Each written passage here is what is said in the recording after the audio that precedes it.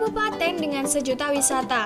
Salah satunya yaitu wisata dan edukasi petik madu. Wisata ini terletak di Ruko Puri Kencana, Jalan Dr. Wahidi nomor 8, Lawang, Kabupaten Malang.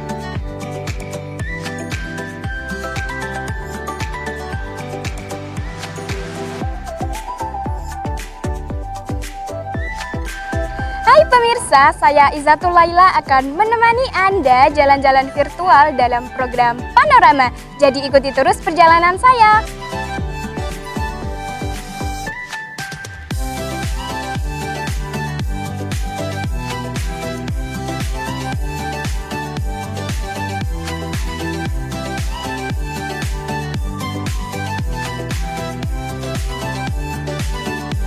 Kali ini saya sedang berada di Lawang, Kabupaten Malang, tepatnya di wisata dan edukasi lebah madu. Di dalam nanti, kita tidak hanya berwisata saja, melainkan juga akan menambah edukasi seputar lebah. Jadi yuk ikuti terus perjalanan saya. Di masa pandemi saat ini, kita harus tetap mematuhi protokol kesehatan ya pemirsa, seperti mencuci tangan, memakai masker, dan juga menjaga jarak.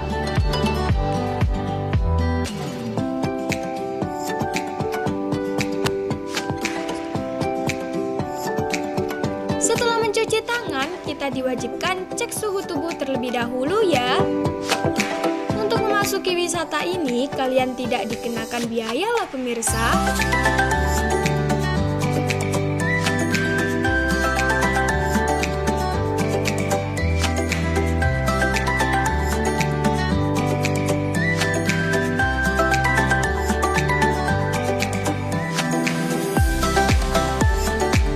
Pasti penasaran kan gimana proses pembuatan sarang lebah? Jadi yuk kita lihat prosesnya. Jadi pemirsa, kita akan melihat bagaimana sih cara proses pembuatan dari sarang lebah. Yuk kita saksikan. Ya, ini pertama, ini sarangnya. Ya aslinya sarangnya kan masih tipis, rapuh kan ya. Tapi kita gak buang, tapi kita daur ulang lagi. Nah caranya gimana? Kita masak. Kan ini masih kotor, dicuci dulu, dimasak. Nanti ditaruh di wajan, ini aja. Ini aja nanti dikasih air. Nah, habis dikasih air nunggu sampai meleleh semua. Nah, setelah meleleh kan diambil, masih ada yang kotor, diambil kita buang kotorannya. Nah, setelah sudah selesai nanti kita taruh di kotak itu. Yang ada cairan kuning. Ada cairan kuning. Nah, itu yang udah jadi, nunggu besoknya. Setelah mengetahui gimana proses pemisahan kotoran sarang lebah dengan lilin, sekarang kita akan beralih ke proses selanjutnya.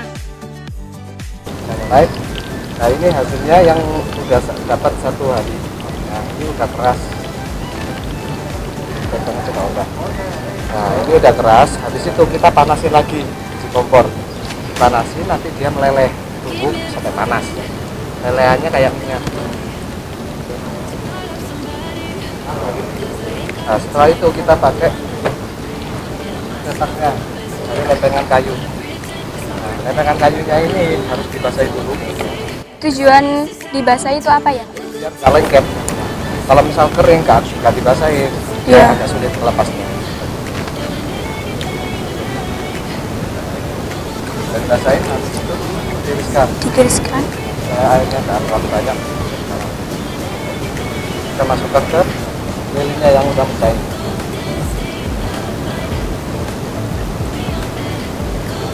Kalau ingin lebih tebal bisa 2 kali.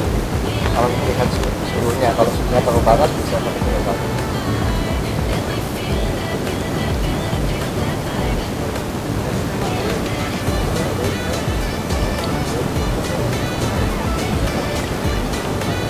Setelah itu, kalau udah agak keras sedikit, baru dimasukkan ke air. Ke air dingin.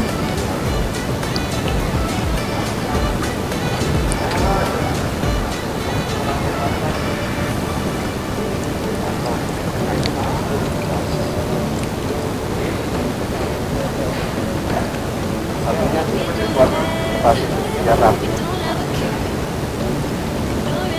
Jadi yang digunakannya itu yang lembaran aja ya Pak? Ya lembarannya aja. kan ini masih polos, Ya. masih belum ada spinannya. Kita pakai alatnya ini.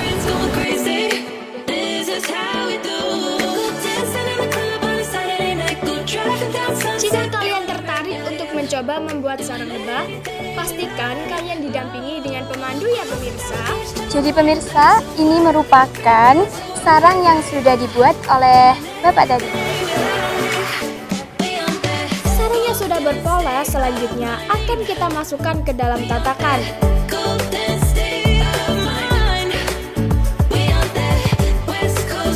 Baik pemirsa, setelah membuat sarang, sekarang kita waktunya untuk membuat kotak dari sarang lebah. Caranya ini banyak, saya kasih satu. Cara masukkannya nanti masukin ya, silang-silang gitu. Setelah itu ada garis di bawahnya ini Ya. dimasukkan. Ya semalam. Semalam. Banyak yang melanjutkan. Nanti selanjutnya aja. Jadi ini lebahnya yang melanjutkan sendiri ya Pak? Kita cuma membantu buat fondasinya saja, tengah-tengahnya. Nah kalau misalnya lebihnya buat sendiri, cuma kosongan cuma ada kawannya. Jadi pemirsa, lilin ini tidak hanya sebagai sarang lebah, melainkan juga bisa sebagai kerajinan, salah satunya kerajinan tangan. Mari kita coba.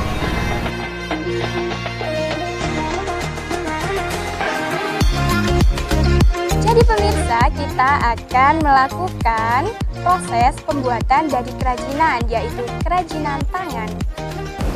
Ini, nah lilin lebah ini gak cuma buat fondasi sarang lebah aja, bisa dibuat kerajinan tangan, terus campuran kosmetik, kumis, lipstick, batik bisa. Nah, buat gigi palsu bisa. Contoh, ini kita contoh ini gigi palsunya ya. Kita masukkan ke air sabun. Di situ tuliskan, masukkan ke lilin yang udah cair. Itu kita taruh di air biasa.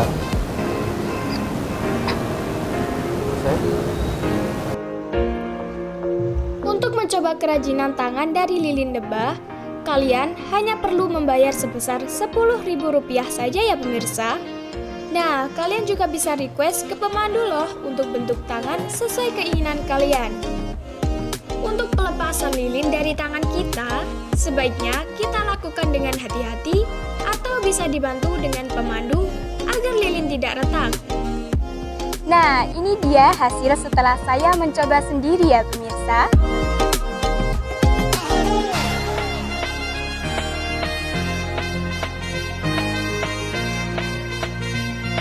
Setelah kita melakukan percobaan lilin tadi, sekarang kita mau mereview alat-alat apa aja sih yang dibutuhkan untuk melakukan panen. Ya, ini sebelum kita panen kita kasih tahu alat-alat namanya. Ini namanya alat masker lebah untuk melindungi kepala peternak supaya gak kena sengat. Nah, kalau misal takut disengat satu tubuh, kita bisa pakai yang full set.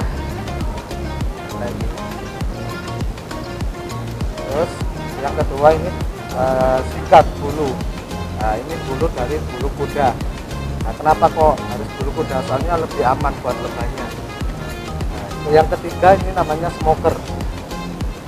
Smoker itu untuk pengasapan. Nah, habis itu bisa pakai karung goni, kertas koran, bisa pakai daunan kering, bisa nanti kita bakar. Habis dibakar, dimasukkan ke tempatnya. Bakar, tutup, nanti dipompa. Langsung kita ke tempat panen lebah matinya tuh.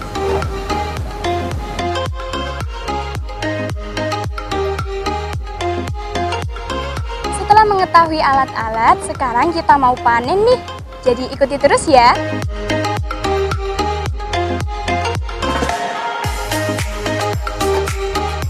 Jangan kemana-mana pemirsa, karena masih banyak keseruan yang akan saya eksplor.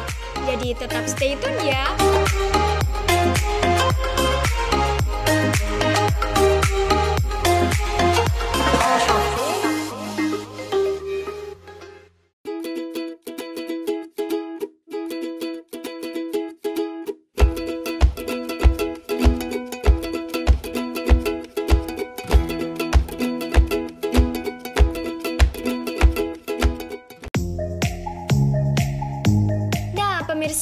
kembali lagi nih. Pemirsa pasti penasaran kan dengan keseruan apa lagi yang ada di wisata dan edukasi petik madu ini? Ini dia, check it out! Setelah kita mengetahui cara membuat sarang lebah dan kerajinan tangan, sekarang kita akan mengetahui gimana sih cara memanen madu dari sarangnya. Kita buka dulu tutup yang pertama, ini tutup dari seng. Yang tutup kedua dari kasa, supaya kita pengasapannya lebih gampang. Itu kita asapin dulu ya, supaya dia kacau. Lalu kita buka tutup yang kedua.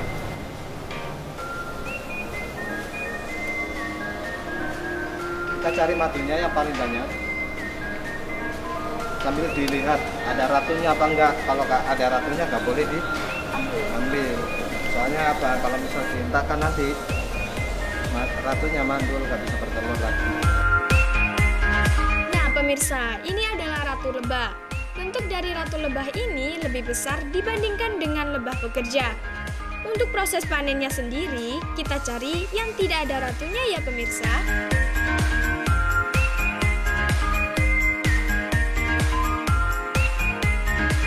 Kita bersihkan semua lebahnya menggunakan sikat bulu kuda. Alasan menggunakan sikat bulu kuda karena lebih aman untuk lebahnya sendiri. Ini udah selesai, madunya yang mengkilap kayak kaca. Nah, di situ kita taruh di separator madu, putar aja.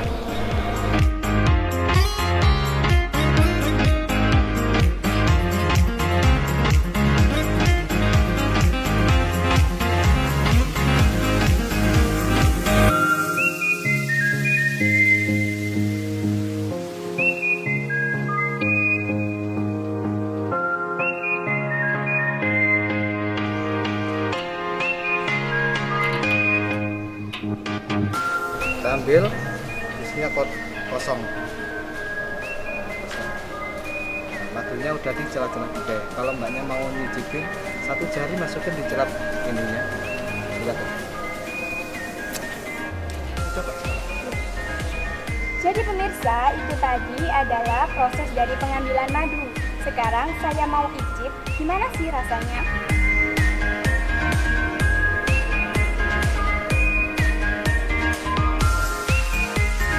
Wow, rasanya manis banget pemirsa, kayak saya. Setelah bersih dari lebah, sarang sudah bisa dipotong untuk dinikmati nih pemirsa. Dengan Rp10.000 saja, kalian bisa menikmati gimana sih rasa madu langsung dari sarangnya. Nah, jadi rasanya ini tuh manis, agak asam, tapi tuh enak banget ya pemirsa. Pasti pemirsa ingin banget kan gimana sih rasanya?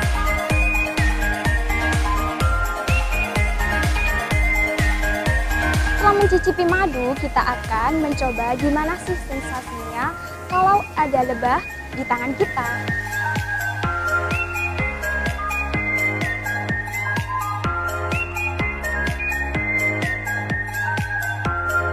Nah pemirsa, sekarang saya sudah berada di lokasi untuk mencoba lebahnya. Kalau mau pegang lebahnya, aturnya gini. Tangannya lebahnya kayak gini, kayak orang duduk ya. Tangannya rapat, jangan terlalu kaku. Nanti lebahnya udah taruh di tangan, jangan dibuka. Kalau terpaksa buka saja. Jangan ditutup. Takutnya dia masuk, kepencet, nyengat, ya.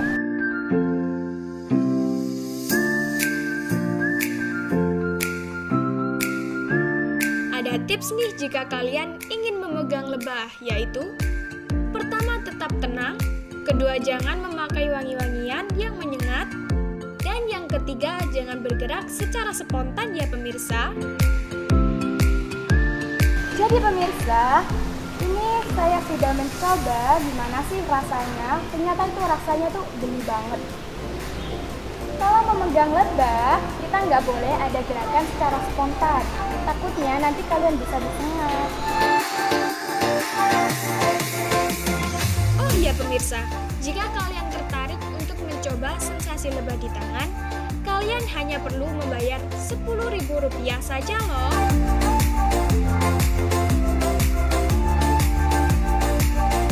Pastikan kalian didampingi pemandu yang handal untuk mencoba sensasi lebah di tangan ya. Nah, ini dia pemirsa. Saya aja berani mencoba, masa kalian enggak sih pemirsa?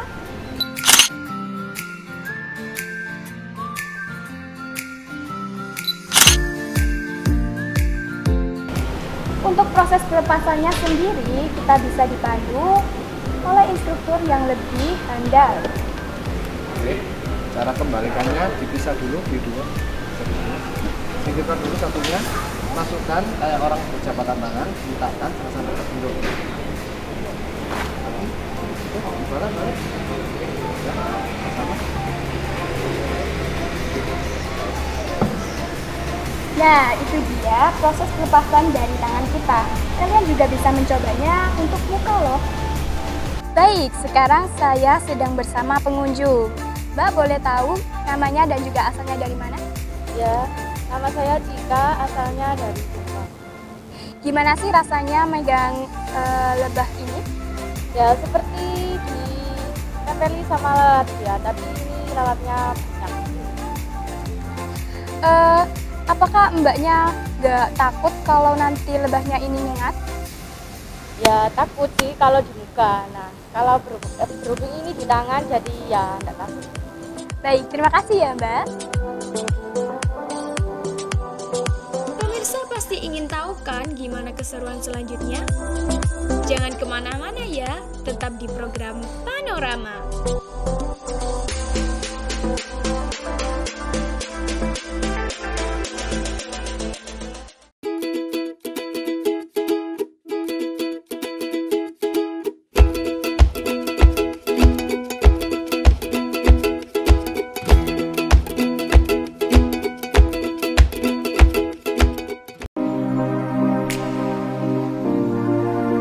Kembali lagi dengan program Panorama. Kali ini saya berkesempatan untuk bertanya langsung dengan owner Petik Madu, yaitu Pak Haryono. Yuk kita lihat bersama. Baik Bapak, bisa dijelaskan asal mula dari wisata Petik Madu ini? Asalnya kita ini bukan wisata ya, awalnya tuh kita tuh hanya peternakan lebah biasa. Namanya peternakan tawon di Baraya, tepatnya di sebelah selatan sana. Itu dulu kita cuma ternak lebah sama ya cuman jual beli aja. Nah setelah itu karena sekitar tahun 2010-an tuh banyak sekali animo masyarakat tuh yang pengen belajar, dan akhirnya kita mulai buka untuk umum. Nah, saat itu masih belum sebesarnya, tepatnya masih outdoor, nggak ada meetingnya. Mereka tuh belajar ya dengan main akun yang nggak adanya ya, karena banyaknya datang tuh rombongan-rombongan. Dan akhirnya 2011 kita buka di sini. Ini tempatnya lebih memadai untuk edukasi, bisa lebih banyak orangnya. Jadi inspirasinya idenya diawali dari pengunjung yang pengen belajar, dan akhirnya kita fasilitasi dengan buka edukasi. Untuk jenis lebah yang ada di sini ada apa aja ya Pak? Jenis lebah yang kita pelihara ini ada 3 jenis ya. Pertama yang paling produktif ini lebah Apis mellifera, itu lebah impor dari Eropa. Terus yang kedua Apis cerana atau lebah lokal. Jadi memang dari daerah Indonesia ini sudah di berbagai pulau sudah ada. Yang kedua, yang ketiga tuh yang lebah tanpa sengat atau orang bilang namanya Trigona, atau ada yang bilang lulut, ada yang bilang kelanceng. Jadi lebah tanpa sengat itu kan yang kita pelihara. Madu yang dihasilkan itu biasanya berapa banyak ya Pak? Kalau produksi madunya ini relatif juga ya, tergantung dari kondisi alamnya ya.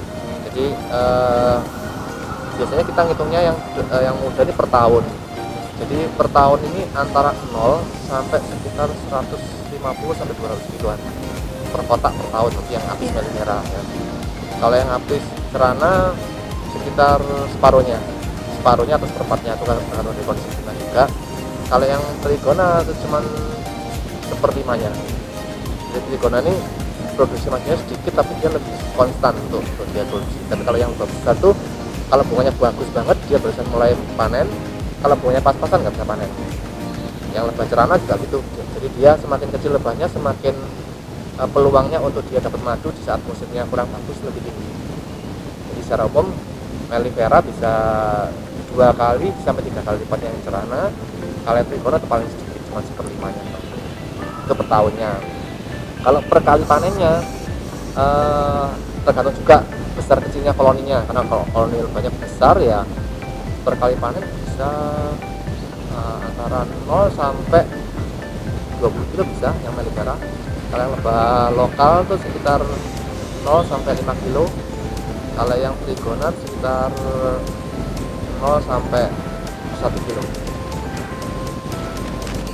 Baik, terima kasih Bapak. Setelah puas bertanya, selanjutnya saya akan melihat terapi sengat lebah yang kebetulan ada pengunjung yang melakukan terapi tersebut. Jadi pemirsa, di sebelah saya sedang ada pengunjung yang melakukan terapi. Gimana sih prosesnya? Kita lihat bersama-sama ya.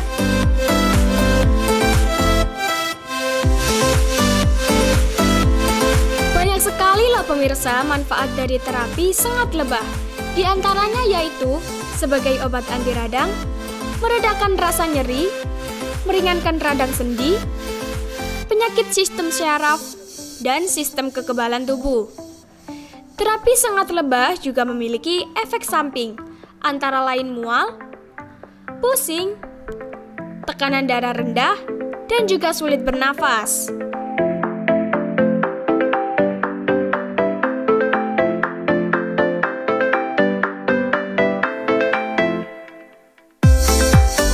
Setelah mengetahui manfaat dan juga efek samping dari terapi sengat lebah, kali ini kita mau jalan-jalan santai di sekitar Petik Madu.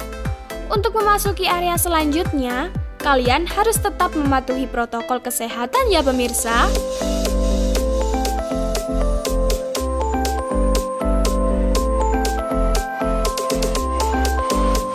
Jangan lupa stay safe dan stay healthy ya pemirsa.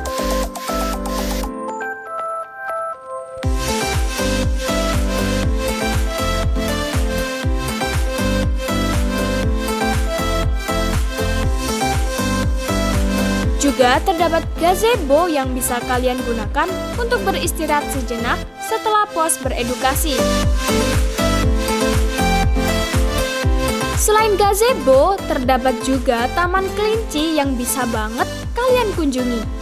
Jadi pemirsa, saya sekarang sedang berada di Taman Kelinci. Sayang sekali, ini habis hujan ya pemirsa, jadi kelincinya nggak bisa dikeluarkan.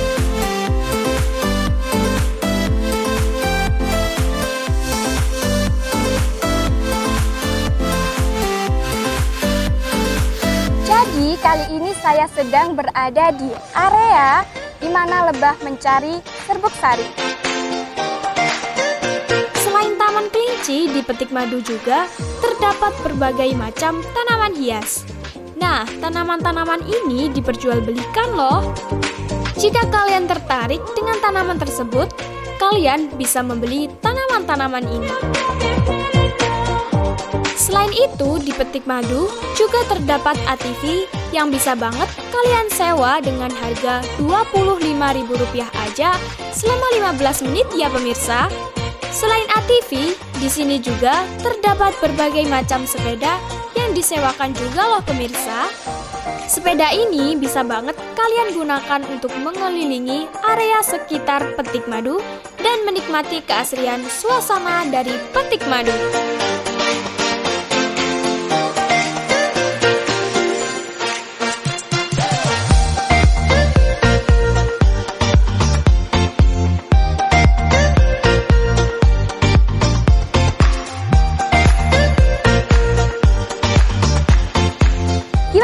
Seru dan menarik banget kan perjalanan saya yang ada di Wisata dan Edukasi Petik Madu yang ada di Lawang, Kabupaten Malang. Kalian juga bisa ke sini bersama keluarga, teman, dan juga sahabat kalian. Sayang sekali kita harus berpisah sampai di sini. Eits, tapi jangan sedih ya. Kita sudahi dulu jalan-jalan virtual kali ini. Terus saksikan program Panorama hanya di Gajayana TV.